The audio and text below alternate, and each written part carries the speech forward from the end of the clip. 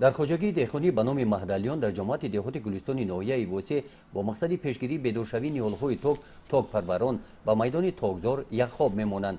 بارشات برف روزهای آخر ماه ینور تاک پروران را روغبلند گردانیده.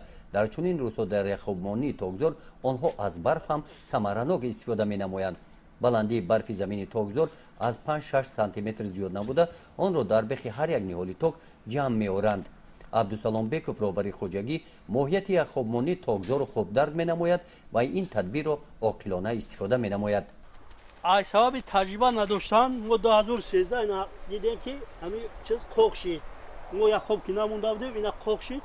2013 با ما ایرشاب رو آوردیم با طور ایجاسو ما هر سال یک خوب میمونیم آب میمونیم همین باطور تو میکنیم که همین زلال بگوتر بدور نشود. ما 2 سال روی هم خیلی زلال دیدیم یکی ای 2013 ایسا 2014 خوب شده سه رفته سه وصل گرفته فایده دیده سیم توصیه میتونیم که همه خیلی بکنن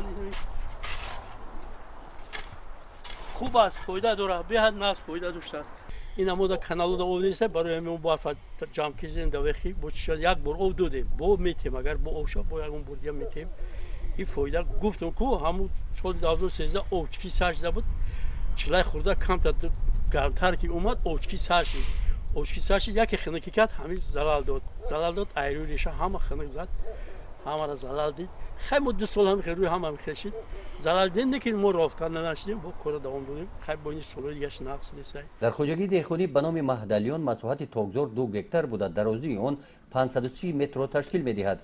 در کارهای موسمی دوره زمستان 5 نفر ساکنان به کار جلب کرده شدند. شغل آنها در این روزها یک خواب ماندن تاکزار بوده با همین را پیشگیری بدرشوی نیالهای تاک میباشد. از روی گفتی اما که عبدالسلام انا همین خیل توپ کردن برف بخی نیحالی تاک جا یک آبونی رو ایواز می نماید و امکان دارد 10-15 روز بدرشوی نیحالی تاک رو نگاه دارد. گزارش خواجه نظریف خدای نظر ظهور از ناحیه واسه برای برنامه اطلاعاتی نوید.